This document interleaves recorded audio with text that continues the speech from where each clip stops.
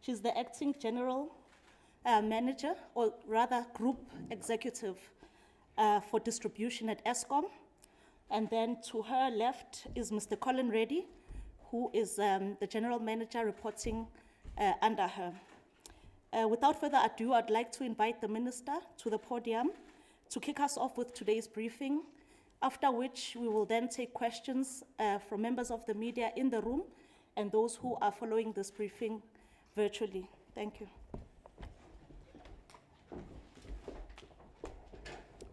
Thank you very much, Tsakani, and good day to everyone. Just to once more thank the members of the media for having taken time to transmit this information to the multitudes across the length and breadth of the country, and also to thank Agnes and the team for the wonderful work that they are doing to ensure that we are able to achieve our plan of eliminating load reduction. So I want to start here. I did make the point previously that we are going to ensure that we address the multiple manifestations of the energy deficit, the electricity deficit in the country. The preeminent one was on the aggregate side, when we failed to aggregate generation, could not meet the aggregate demand, resulting in bouts of load shedding. And as we have reported previously, is that we have turned the corner. We are not about to turn the corner, we have turned the corner on the resolution of load shedding, and I said to the country that I'll be the first one to stand before the nation and state boldly that we have ended load shedding. And that before that time comes, I want to say that we are doing everything possible to eliminate it. So you can see that we are achieving exceptional results at the height of load shedding in 2023 early, around February, March. We had the energy availability factor, that is the performance of the generation fleet, was sitting at about 48%. And now as I speak to you, we're consistently above 70%. And I'm confident that we'll continue to push that number up, and hence you see that the lights remain on. The second challenge that is confronting us is the one on the cost of electricity. I've stood here before the country and gave you the assurance that we're working on the resolution on the cost of electricity. From 2007 to 2024, last year, electricity has increased by 937%, compared to an inflation over the same period that has increased by about 155%. So you can see that it's eroding the disposable income of many households. It's not just affecting the poor, of course, it's affecting the poor disproportionately, but the middle class, even the high income earners, are finding it exceptionally difficult to afford the cost of electricity. And of course, it manifests itself in the South African economy, making our goods not competitive on the market. So we are doing everything to resolve that. I give you this assurance that we're going to resolve that. I'll come back to you. And then the third manifestation of the electricity deficit was in relation to load reduction. I did explain previously that load reduction is a downstream isolated infrastructure deficits that relates to both the reticulation and the distribution infrastructure, resulting in a localized community not having access to electricity during peak periods. Those peak periods in the morning and in the afternoon. And I'd made the point that it is immaterial to these communities, whether you call it load reduction or you call it load shedding. What is common is that there are periods in the day where they don't have electricity. But also what is more worrying about load reduction, it's got an appearance of discrimination on an income basis. So essentially you will see when I map the prevalence of load reduction in the country, the density or the concentration of load reduction is in poor areas. And it gives an impression that we are penalizing the poor, those who can afford, and of course those who are affluent, the rich, who have a voice, are let scot-free.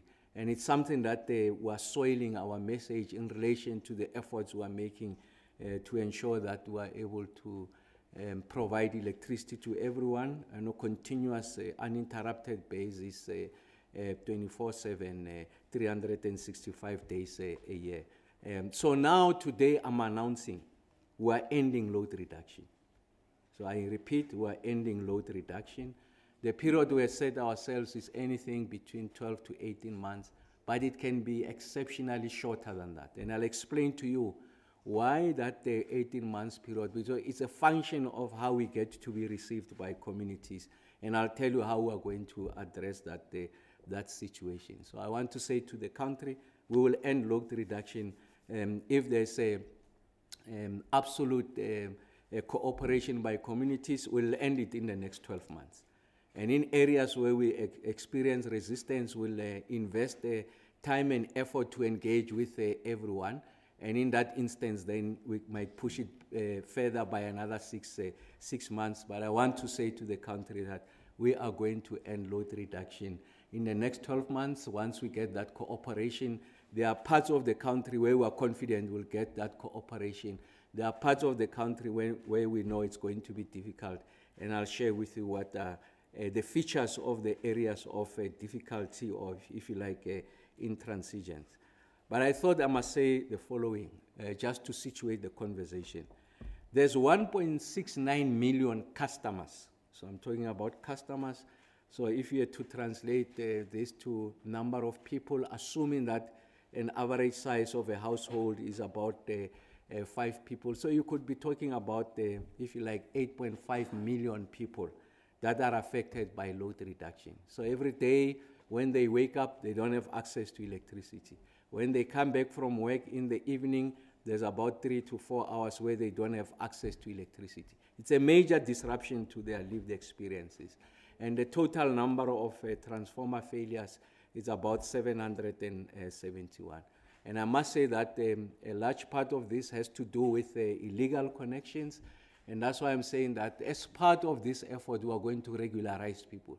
So we are going to go into an area, typically an informal area, assuming that the municipality has formalized that. We will roll out the infrastructure so that everyone has got access to electricity that is legally procured. So part of the resistance I was referring to, we know that there are those who are profiting from this illegal connection.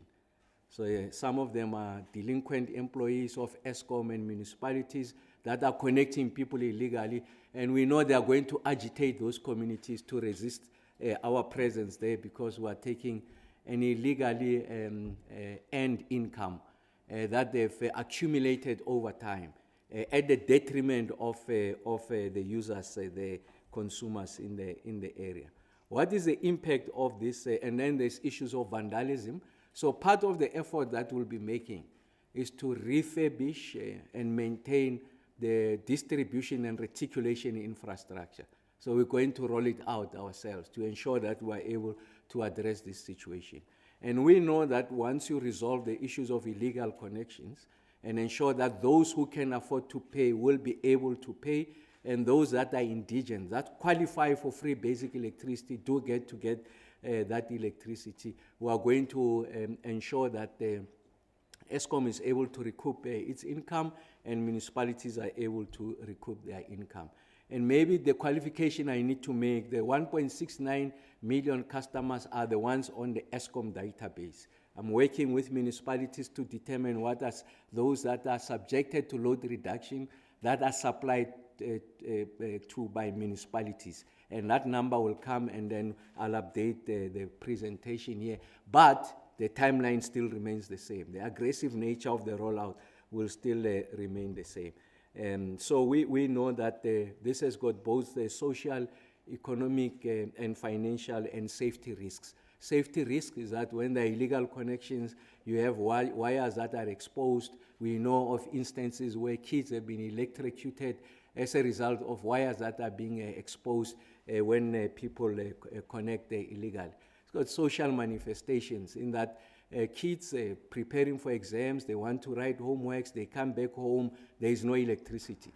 When in fact those who are in areas where they are affluent, they can go onto online, do their research, the lights are on, they can do their own homework, they study better under relatively better circumstances, and that has got an impact on the prospects of their academic progress. So those are the social manifestations I'm talking about. It's got economic manifestations because there are small businesses in townships, in informal areas that rely on the availability of uninterrupted electricity. When they, in the morning, they want to prepare magwinya, as an example, as a business, the lights are off. And then also in the evening, the lights are off. So it just constrains the ability of township businesses to thrive, this issue of load reduction. So we want to end it once and for all. One of the issues that we will be doing, so the first thing is the rollout of smart meters. So I want to make sure that everyone, when you go into a community, is on a smart meter platform. One of the biggest criticisms I get, and these are valid criticisms, when I go into a community, they tell me that, Minister Ramokgopa, I pay for my electricity, I've not illegally connected, I'm consuming that which is allocated to me, and yet I'm subjected to load reduction. And I know it is the neighbors or an adjacent settlement that is connecting illegally. Why is it that you are also punishing me? So with the rollout of smart meters, what that allows us to do is that if there are those who continue to be delinquent, by delinquency in this instance, I mean those that have the means, can afford, and they choose not to pay, we are able to isolate that customer alone and not make the rest of the customers who are connected to the same transformer collateral damage. So it gives us a technical agility for us to be able to roll out, to be able to isolate those who choose not to pay. The second thing about the smart meters is the following, is that there's about 2.1 million customers on the Eskom side that qualified for free basic electricity. But of these 2.1 million customers, only 485,000 are getting this free basic electricity. And yet, National Treasury is giving to allocating this to municipality, to Eskom, to be able to ensure that the poor get free access to free basic electricity. Once we have rolled out smart meters, what that allows us to do, we'll be able to front load that allocation for free basic electricity for a household that qualifies to get that free basic electricity. So we're taking the money to the people, to the customer, where it belongs. That's what we are going to do. For that to succeed, we need municipalities to work with us to generate a robust and credible indigent register.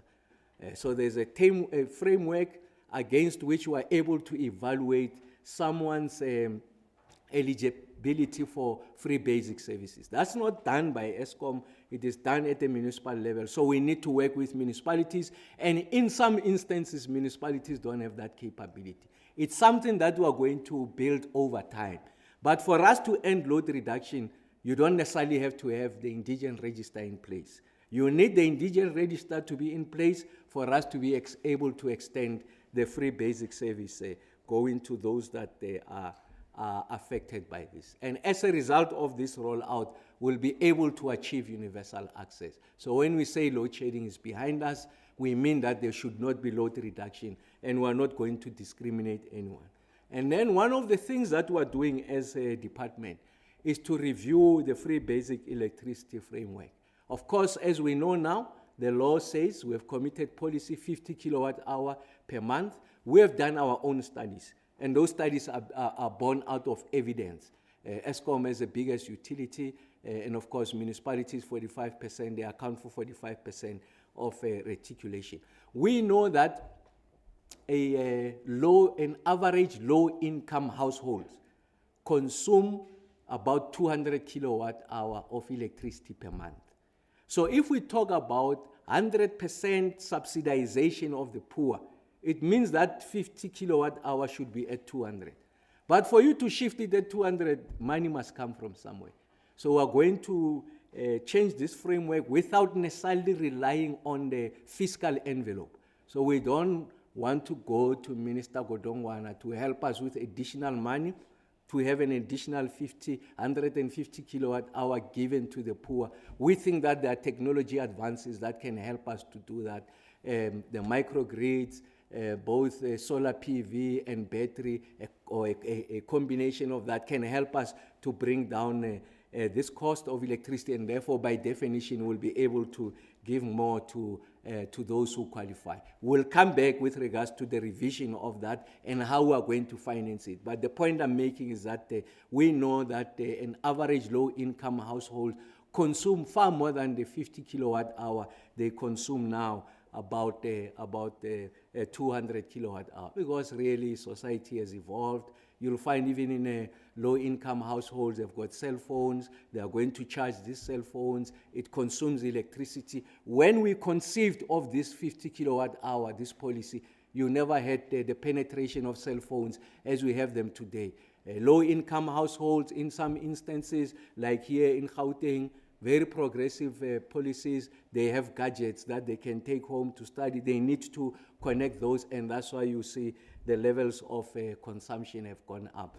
Even a low-income household have got a TV installed. When these things were conceived, you never had these things in place as a result of some degree of social and economic progression. And that's why that revision is important, and that's why we have to answer the question how it will be financed. And we think that we will not tamper with the resource envelope. Our view is that we will not go for more money because the state can't afford it. The answer is in new technologies. And then the other point I want to make is that when I have conversations with, sometimes I do media interviews and the like, and of course other voices in the space, they say, no, this load reduction comes about because Eskom is not truthful. It's having problems with regards to generation, and therefore they are penalizing the poor so that they can bring down demand. I thought that I must just share with you that, if you look at demand on a day like this, about peak demand will be about 26,000 megawatts. We are generating substantially more than that. And as a result of load reduction, what the amount of unsaved energy is 529 megawatts. So there is no relationship between our generation capacity and load reduction. We can be able to provide for everyone. So the issue is not that. The issue is because of a constrained environment. And then there are 3 provinces in the country that accounts for over close to 80% of load reduction. 21% of let me start this way, 38% of the total amount of load reduction in this country is in Gauteng. And this is found in the informal settlement. As a result of growth, proliferation, informality, and the inability of municipality to keep up with the demand for electricity infrastructure expansion, you find that there's increased illegal connection. And like I said, the informal settlements. And then what do Eskom and the municipalities do to protect that infrastructure? They initiate the load reduction. So if you like, the center of gravity of this load reduction is in Gauteng, then followed by Limpopo. So we've seen that there are villages after village in Limpopo where there's load reduction. And I'll show you the numbers, where these towns are, where these municipalities are, and then we've gone down to the level of a ward. And I'll tell you when are we going to start, when do we expect to end. Of course, I do qualify that, is that going into that space is a function of how you are received by communities. We know, for an example, that highly likely, when we go to the more rural areas, the level of cohesion and discipline is relatively higher than the township. What do I mean by that? The entry point in the rural villages, we go through the chiefs. And then there's an orderly way in which we engage with communities. When you come to the more urban, peri-urban settlements, informality, you've got voices that are profiting out of illegal connection. And they are the ones who are likely going to stop us from engaging communities so that we are able to roll out this infrastructure. So we're expecting the greatest resistance in the more urban areas and a relatively free access in the more rural areas. And I want to emphasize to communities, when you come into your community, we have communicated with you through the ward council. We are coming on this day, we are going to map out the infrastructure rollout. When are we starting? When are we ending? So that we have electricity. If there's resistance after multiple engagement, we retreat from that area, we go to the next suburb. And then you'll join the queue from the back. So that's the point that we'll be registering to communities.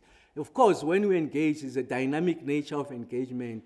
Areas of disagreement, we'll resolve them in a respectful manner, engaging manner. And then where we are received, and there are communities that are calling ESCOM and the minister to say we are ready, we'll go into that space and address that. We will not place that requirement of pay so much before we come in. There was a 500 rand requirement. We'll just go into an area and we address load reduction once and for all. And we hope that communities will receive us. The next province that is most affected is Mpumalanga. When I engage with the mayors there, I can see the level of proliferation of load reduction. And then the last one of the four is KZN. It's sitting at 18% of the total load reduction is located in KZN. And the rest really are, in the context of the totality of load reduction, is not that significant, the remainder of the provinces. So our ambition is that those provinces outside Gauteng, Limpopo, Mpumalanga, and KZN, we are confident that in the next 8 to 12 months we'll have eliminated load reduction, because in both absolute number and percentage-wise, they are not as many. So we're going to attack those. I'm talking the Free State, the Northwest, Eastern Cape, Western Cape, and Northern Cape. We are confident we'll address those because they account for less than 2% individually. So that's the point that we are making.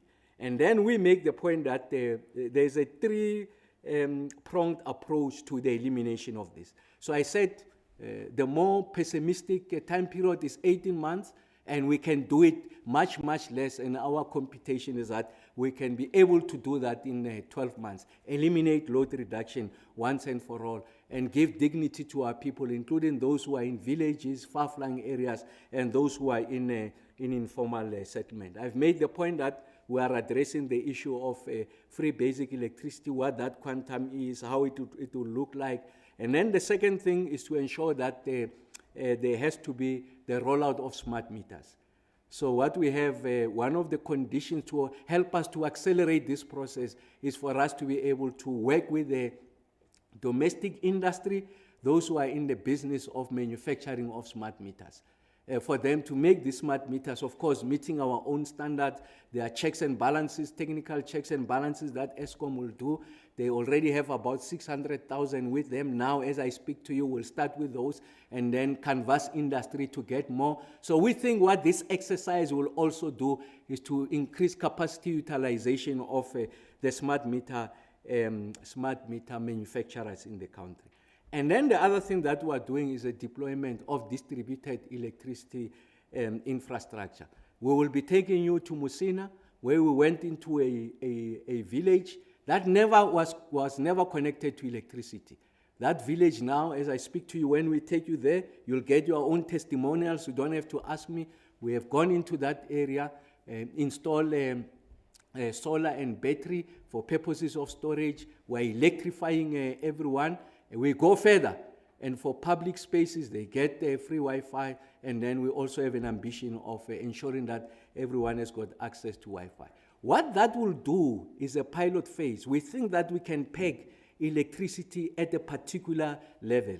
I will not share with you what that level is. We already have a number, so we'll use that site to justify, because science is important. What is this threshold? Below which we can afford to provide this. And I can tell you now, it's substantially less than what they are currently paying. And it is that model. You remember earlier on when I say we are going to revise the free basic electricity. When we do the hybrid of solar and wind, we think we can provide electricity far, far much cheaper than is currently the case. We are confident about that. And we are just going to show in relation to the two villages in Musina, and we'll invite you to come and see it. So the rollout of distribution infrastructure, reticulated or localized generation, A distributed generation is a more opposite technical language. It's going to help us to connect people faster, and by faster I mean the following. Now for us to connect a far remote village in Ramokgopa, we must build a transmission infrastructure. It is costly and it takes time, because in some instances, for you to put up the pylons, you go through a privately owned property. The farmer will insist that you are going to pay me this much. We think that we must pay you substantially less. We enter into discussions. There's an impasse. Then you go through process of expropriation. By that time, you find each other is 3 years later. But with distributed generation, we don't have to connect to the grid. We're going to generate closer to where the load is, where the source is. And in that way, we are able to do it faster. That's the point that we are making on this slide. What is this thing in numbers? Remember, I told you I'm going to pick on Gauteng. In Gauteng, there's 632,158 customers that are being load reduced. And of course, the feeders that support this 632,000 plus is about 604. And our projection is that by March of next year, we should have done 145. Like I said, it's a conservative number. If we get to be received by communities, we can do it faster. The nice thing about Gauteng is the density, is that everyone is located almost in one area in their numbers. So you don't have to have trucks all over the townships, so we can move from one block to the other, one house to the other, rolling out smart meter. But like I said, that's where we anticipate to find the most resistance. And that's why that number you'll see, we say in the next 8 months, we should be at 145. If you don't find that resistance, you could be double that number at about 300 or so. And that's a function of our engagement with those communities, because there's no substitute for engagement. Because communities have got their own agency, we need to engage with them. And our passage access to these communities is through the ward councillors. I've made the point, for an example, about Limpopo, 349, 127 of these 349,370 are affected, 78 feeders. And then we do make the point that in March of 26 next year would have halved this number. I'm confident with Limpopo that this is a conservative number. We can do substantially more than that. So that's why we do that for each and every province, and that's why we're showing. So the point I'm making is that there is science. We are very granular as engineers to know the number of customers, to know the number of meters by definition, and the resource requirements for us to be able to roll out this infrastructure. Remember, once we are able to capture this and roll out these smart meters, we are able to bring down the amount of debt. And I'm sure one of the logical questions to ask, how are you going to finance it?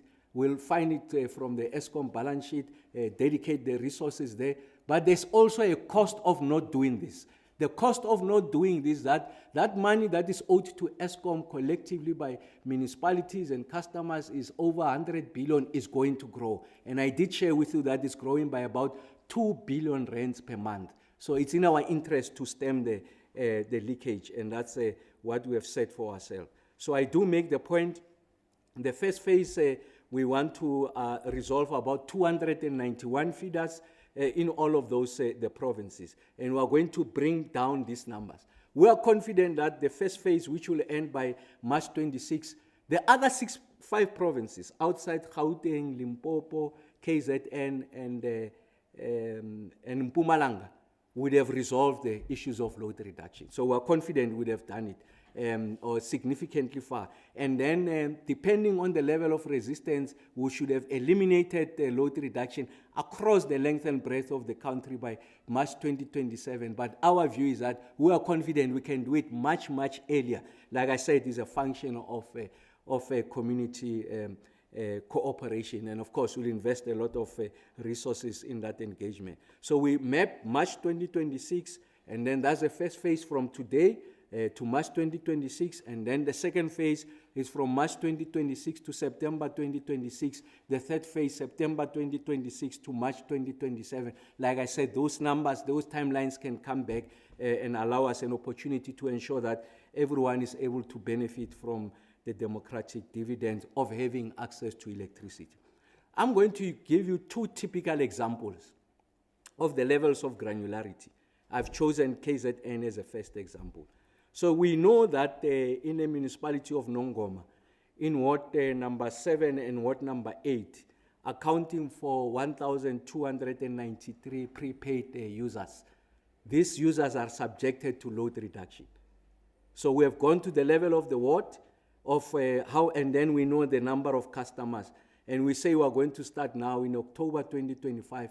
By March 2026, we would have finished the Nongoma Ward number 7 and 8 load reduction there. And you can see that there's municipalities that are highly affected.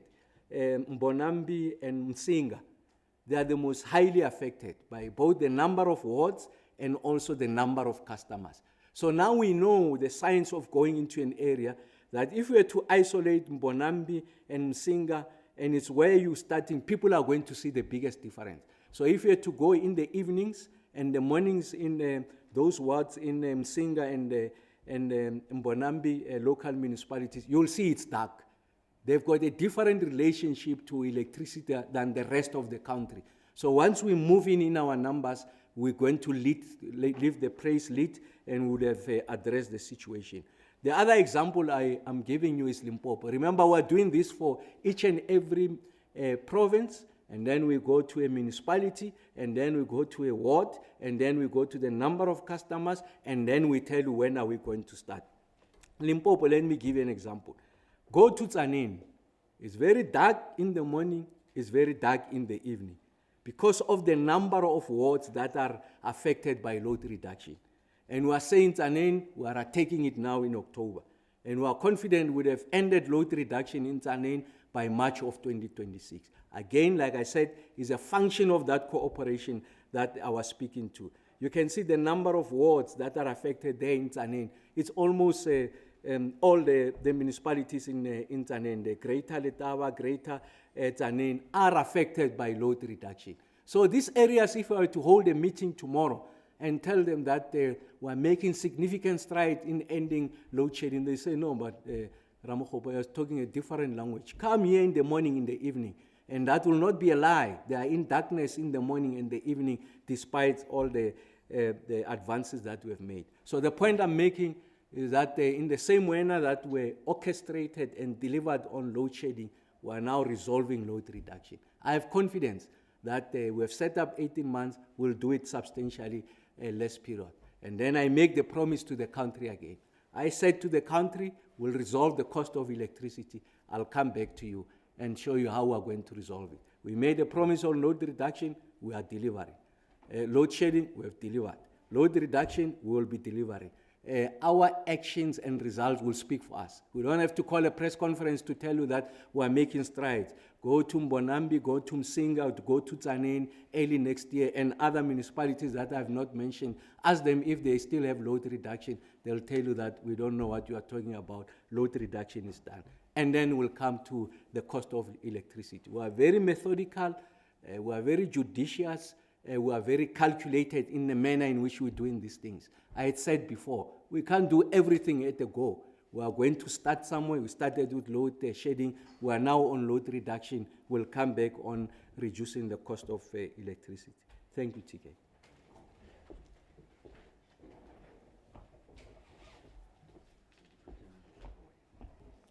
Thank you very much, Minister, for these interventions and this media briefing.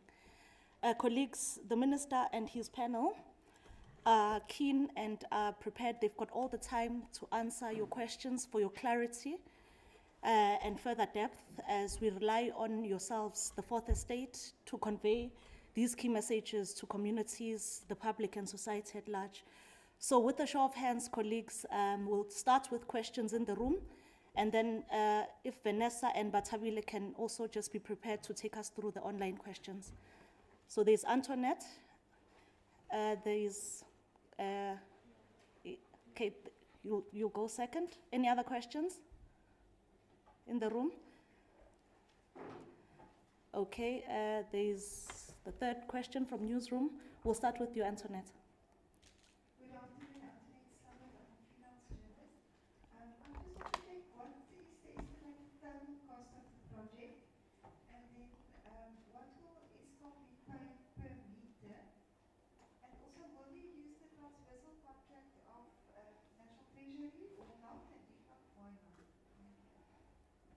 Thanks, Ato. Liabo? Good afternoon, it's Kgosientsho from SABC News. Just two questions from me.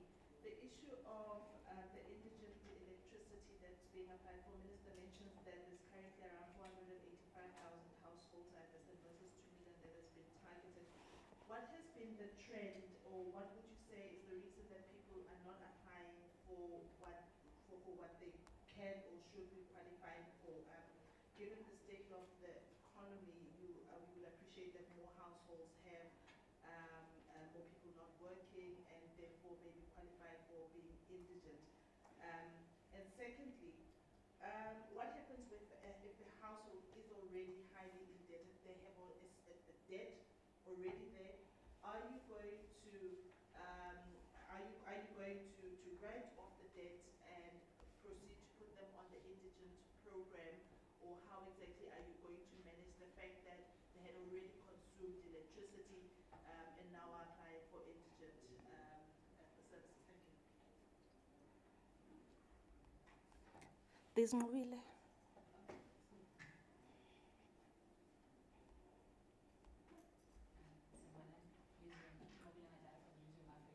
I just want to find out, the minister spoke about the fact that when you're rolling out the smart meters, you're not going to do what you did previously, where people have to sort of pay the debt, if I'm understanding you correctly. You're just going to start by rolling out the infrastructure. I want to know what happens to those that may be currently paying, or those that are approached or told that they need to pay. Thanks. Are those all the questions in the room?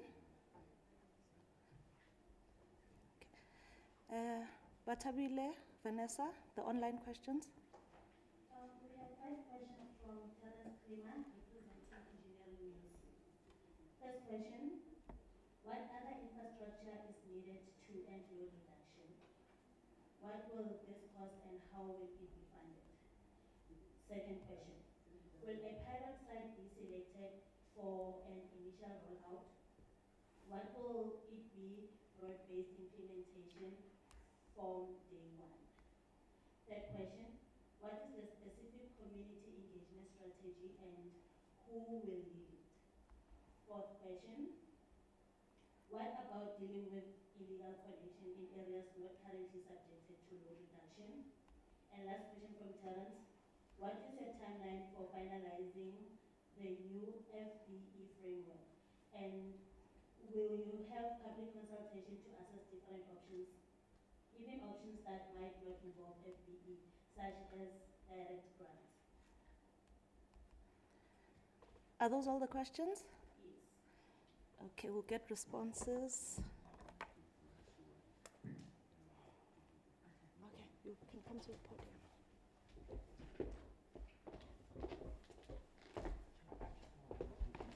Good afternoon, and thank you for the questions that have been raised. I will answer some of the questions, and then the minister will then take on the rest of the questions. So the first question from you, Antoinette, is how much is it going to cost us, and whether we're going to use the transversal contract. So currently, so number one, while the minister has given numbers for the load reduction, we are in the process of replacing all our old meters.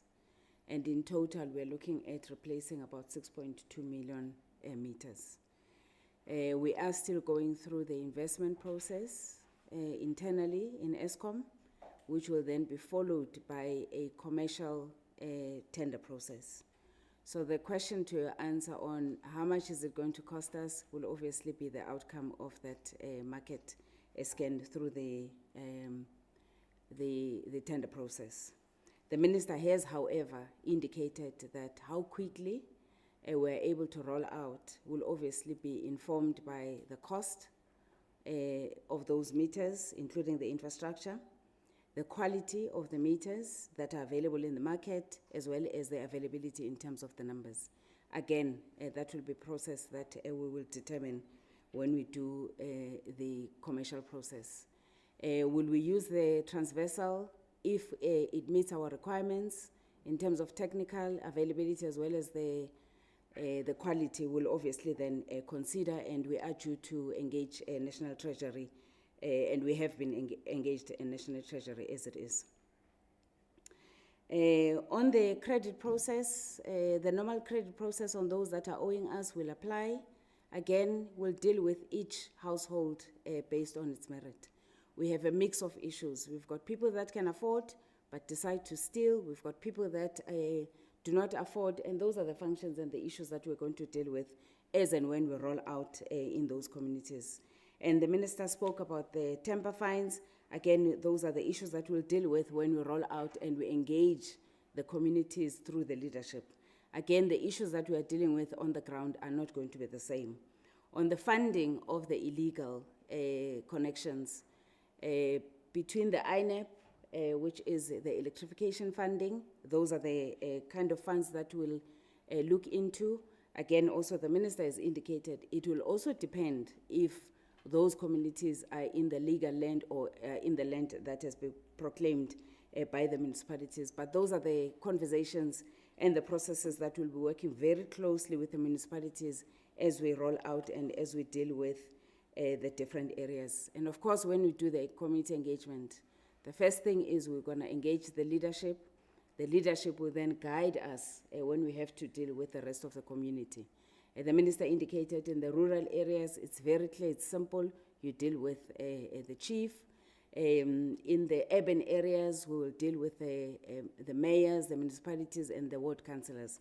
But again, it will be determined by the issues and the challenges that we face in those environments. But the intent is that we will invest a lot of time in the engagement, educate the customers, because there's also a lot of incorrect information that is being given to the public about the smart meters. So we'll engage enough time for us to be able to guide and educate our communities. I think that covers most of the questions that have been asked. Thank you. Minister. So maybe just to go back, Antoinette, on some of the sources of the funding, and it also applies to Kenneth. We had gone to Cabinet to rethink what we call the Integrated National Electrification Program, in short INEP, which is meant for universal access. We get an allocation of 4 billion rands per annum, so we'll take part of that to redirect it to support ESCOM in this effort of rolling out. The second one is the point I made earlier on. What is the cost of not doing this? You know that the debt to ESCOM will spiral. So that's the point I made to the ESCOM board. It's an existential problem. Whatever the cost, of course, they will do the numbers after they go to market. I'm saying we're able to start tomorrow because they already have 600,000 meters. Am I right there, colleague? Yes. We already have those. So when they say they go to market, they mean in addition to those. And yes, Agnes is correct. The transversal contract, it must also be price competitive. So they are not obliged, but it's a procurement matter that Agnes is more than competent and Colin and the team to deal with. And then Diabo, so there's 2.1 million customers that qualify for free basic electricity. But what we know is only 483,000 that are receiving that. So your question is, what explains that? What explains that is the following. Is that the municipalities don't have a robust indigent register. So there are other ways, scientific ways of determining that 2.1 million. So we know the number of the unemployed and all of that. You can triangulate the information, you arrive at 2.1. And then when you ask the real question, it's only 483. But what Treasury does, it religiously allocates this 2.1 million to municipalities. So what municipalities do, that although there's a Ramokgopa who is entitled to have this free basic electricity, and of course they've not designed the indigent register, they redirect that money to do other things, pay salaries and the like. So our view is that with a smart meter, you don't have to pay provide the free basic electricity through a municipality. There's a technology platform you have. At the beginning of the month, you just preload the smart meter. It's got a unique number, you preload it. And then that's how we're going to close that gap, Diabo, I think, going forward. And then mobile, I was talking about the temper meters. the temper fines. When you go to a community, ESCOM will say, I think 70% of the customers affected by load reduction, they must commit to paying 500 per month for the next 12 months, or a once of 6,000. As she says, it's a function of when we go. There are areas where they've already met that requirement. They are waiting for ESCOM to come in. And then there are areas where you can see, I mean, the poverty is palpable. And that's where you can then exercise those exemptions. So I was talking about the issues around the temper fines. And on the issues of illegal connections, I'm not sure if I made the point earlier on. It's important that the municipalities must have regularized that informal settlement. What do I mean by that? So we know that the informal settlements that have illegally occupied, privately owned land. So if ESCOM goes in there and provide electricity, the owner of the land, I think, will have a legal right to go after ESCOM, because we have regularized these people and they are illegal. So that's working with municipalities, that will be very key, because we want the assurance that this has been formalized through a municipal process and then we are not exposed.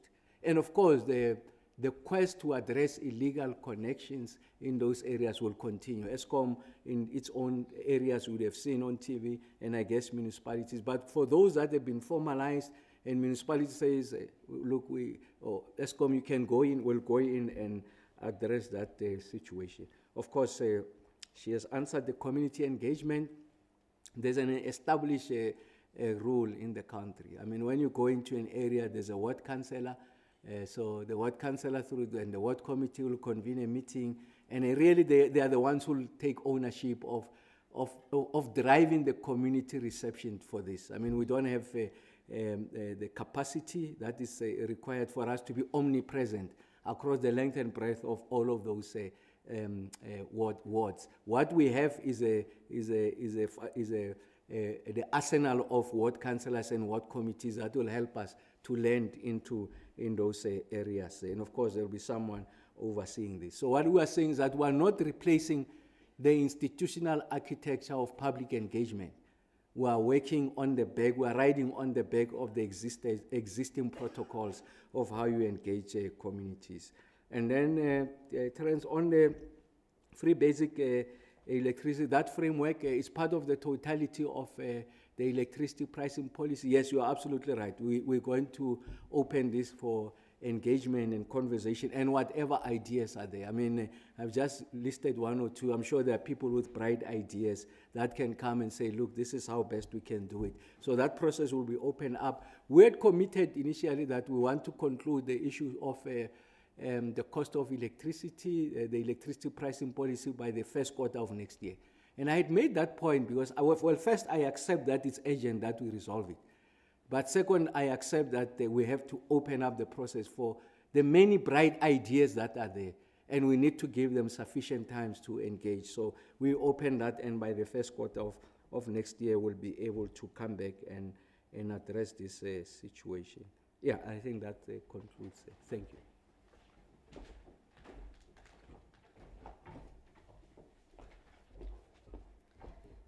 Thank you, Minister and Ms. Mlambo, for the responses. Colleagues, are there any further questions?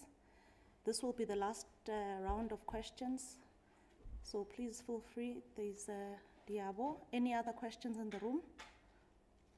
Antoinette? And then Vanessa will check if there are questions online. So please go ahead. Minister, this is slightly unrelated to this particular briefing, but still related to electricity nonetheless in a business context. This morning, the National Union of Metal Workers, NUMSA, they issued a statement saying that, acknowledging that you met with the ferrochrome industry, and they are pressed to know from you when you intend to give an electricity dispensation tariff to have Glencore and Samanco reopened. They seem to say in their statement that it's been very difficult for you to make this decision to prevent, to make sure that these two companies or entities are reopened. If you could perhaps give us an idea of what the difficulty is there, or where you stand with that. Thank you.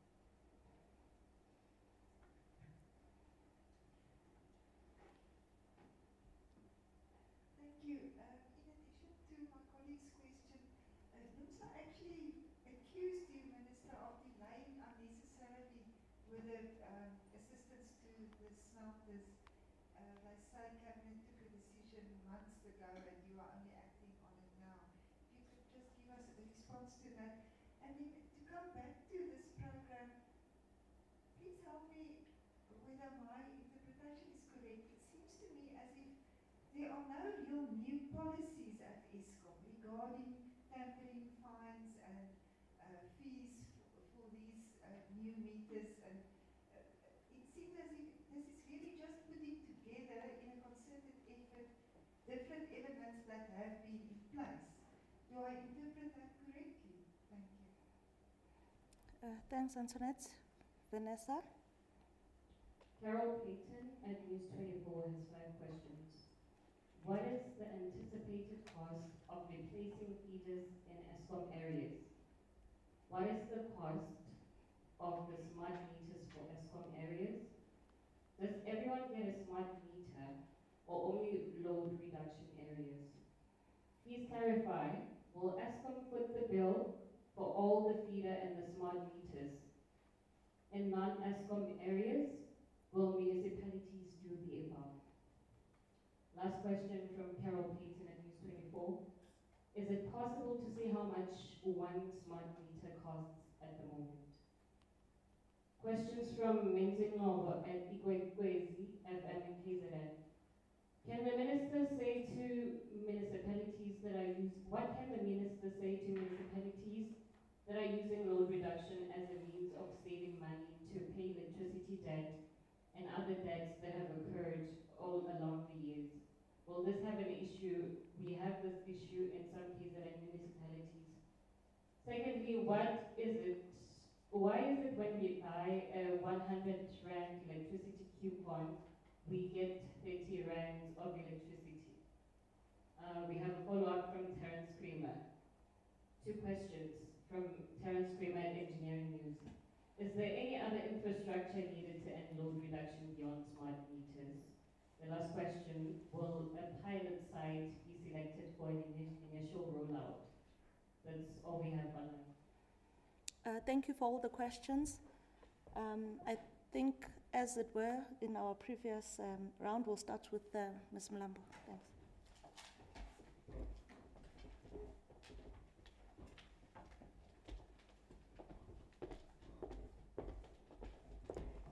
Thanks again for the follow-up on the questions. On the policies, Antoinette, you're right. There's not really a change in the policies. Hence, I've indicated earlier on that as we roll out the smart meters, how we are going to deal with the customers will apply the normal credit management process, which will obviously then assess what would have been the issues with the illegal or a tempered fine or whatever the case might be. The rollout is not only for the areas in the load reduction. We are, however, prioritizing those areas because, as the Minister has indicated, we want to make sure that now that we've dealt with load shedding, we are also aggressive, equally aggressive in dealing with load reduction. And therefore, the areas that are covered by the municipalities will have to do their own rollout in terms of their smart meters or whichever strategy that they feel will be suitable and relevant in dealing with the load reduction in those municipal areas where they do have. Is it possible to know how much? I'm not, or maybe I am. I am intentionally not answering that question. Because one, we are going to go out in the market. If I give you a value, it means I'm giving an indication of our appetite of how much we are prepared to pay. That's the one reason. The second reason is that it's not just the meter. It is the infrastructure. It is the systems behind that meter that will allow the smart meter for us to be able to get the full functionality of that smart meter. So in one household, it might just be a change of the meter. In another household, it might be a change of the pole, change of the conductor. In other areas, it might even have to upgrade the whole infrastructure right up to the medium voltage lines. So again, it will depend on the challenges in that area. For illegal connections, obviously, it will be the same as electrification, which will be starting from scratch.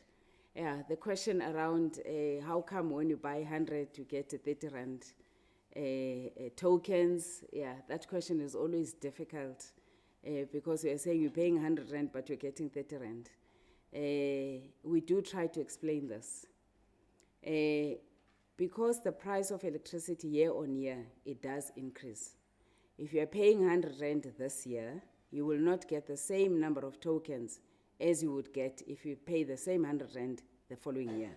So it is about the issue of the tokens. And on average, the price of electricity is about 2.10 rand. So if you are paying 100 rand, you should be able to get plus minus 50 kilowatt hour tokens. So it's not necessarily about the 100 rand and the 30 rand. I've covered the other issue of is there any other infrastructure?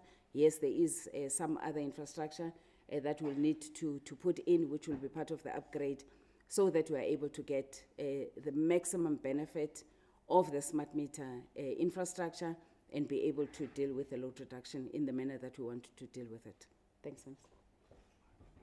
Do you want to? You can come in.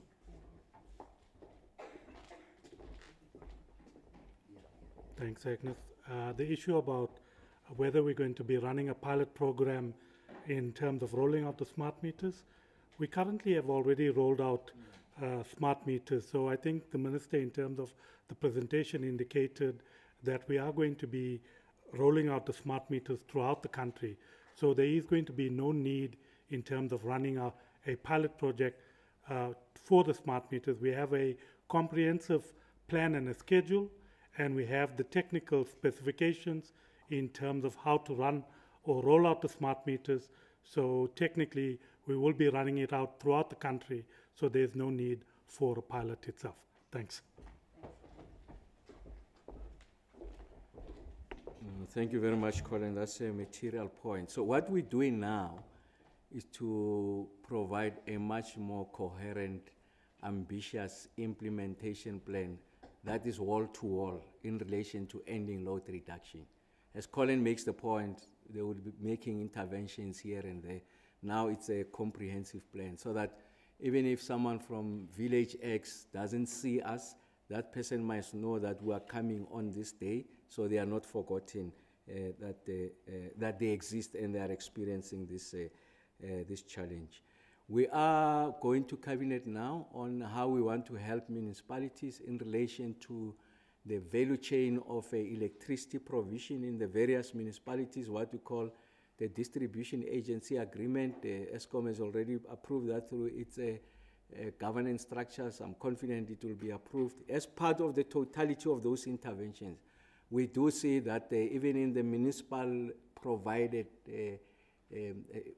electricity provided areas, we are going to make this intervention. So we'll account for it, and then the proceeds that come from the revenues collected will go to extinguish what would have been the upfront capital cost that the ESCOM would have incurred as a result of stabilizing the grid and rolling out the smart meters. So we want to ensure that there's a uniformity across the length and breadth of the country. On the FBE, I'm not sure if I understood that one, that was online. So yes, I did make the conceit that part of the problem with free basic electricity, that subsidies given to municipalities, municipality gets to redirect it to other pressures, spending pressures, but with the introduction of smart meters, we are able to target the consumer directly, because these are intelligent meters and we should be able to front load it. And maybe to Siabo's question, so maybe will occasion a much more focused presentation or press briefing on the ferrochrome, but let me share with you the following. When the smelting industry came to me and raised the issues of electricity, I engaged with all the unions in that space. So Solidarity, NUMSA and NAM, I sat with them and said that, look, we have met with the industry and we appreciate that I think what they are placing before us places the economy in a very precarious situation. We need to make the intervention. And I said I'm going to cabinet to seek that intervention, because that intervention is over and above the framework approved by NERSA on the a negotiated pricing agreement. So it needed significant concessions outside the parameters of the NPA. I went to Cabinet. Cabinet said, you understand the argument, proceed with the negotiations. I went back to all the players, the industry and also the unions, and say, I've gotten the approval. Now we, together with ESCOM, we are engaging on what the issues are. So what are the issues that they required the length of time that we have taken? In the context of the decision, that's very quick. First is, what is the total additional megawatts? Okay, one of the things we place before the smelters is, one, we protect the jobs now. And then the second one is that we're going to come back with a package that we think will make a case for you to reopen the other smelter. So we needed to know what is the additional megawatt you will need for you to reopen the other smelters. I got that number. And then ourselves and ESCOM needed to have the assurance that the system is performing at such level that we are able to keep to that promise of supplying those smelters. Because it can't be a 1-year decision, 2-year decision. It must be 5 years plus. I did say to you the system is performing exceptionally well, and we have been able to sustain it. Remember, it's about the stability of the system. We have been able to sustain it. Last week, I went back to industry players and say we have gotten to a number, which will give it to them formally. So we'll write to them and give them that number formally. It's a significant number. Once they agree to that number, then we call the unions into one room, and I'll announce to the country. It's not a secretive arrangement, and I'll explain to the country how we arrived at that number. And of course, in the course of this, you must engage other industry players and explain to them why is it that you are not front of the queue. Because the next grievance I'm going to get, which is a natural one, is for other industries, says no, but why the smelters, not us? We must be able to answer that. I didn't see the press release, but we've been talking to them. You can go back to them, say, Minister said he spoke to you before he went to Cabinet. Minister said he came to you after Cabinet. Minister promised you that once he finished with the industry, he'll come to you. We have kept to all of that. We are going to protect and save the South African economy. So it's an opposite question in the context of an economy that is not performing. What is helping us a big deal is the performance at ESCOM. So as I speak to you now, the level of performance is such that we are leaving megawatts on the floor. And those are the megawatts that we should be deploying in the South African economy to get it going. And what is important is that once it gets going, we must be able to sustain that. Otherwise, we don't want the factories closing again in the next 2 years or so because the system is not performing. And we are at a place where we are comfortable. And then there's another variable that we needed to resolve, which I'll make public when we announce, but we are on course. And then I do understand the impatience of the unions, because it's a section 189 of an intention to close. Yes, I do understand. We have spoken to them. It's unfortunate that they chose to do a press release, but they have a right to do that. But we communicate to them directly, and that you can put to them. They will tell you. I've been engaging with them collectively and individually as the unions in the sector. They have sight of what we've been doing. And of course, I think Solidarity and the others, they have an appreciation of what we are doing. We are moving in the right direction, I'm confident. But thank you very much for making time. Like I said, I think the next engagement will be on the ferrochrome stuff. And of course, next week when we announce the results of ESCOM, that I think will surprise many in a positive sense. But thank you very much.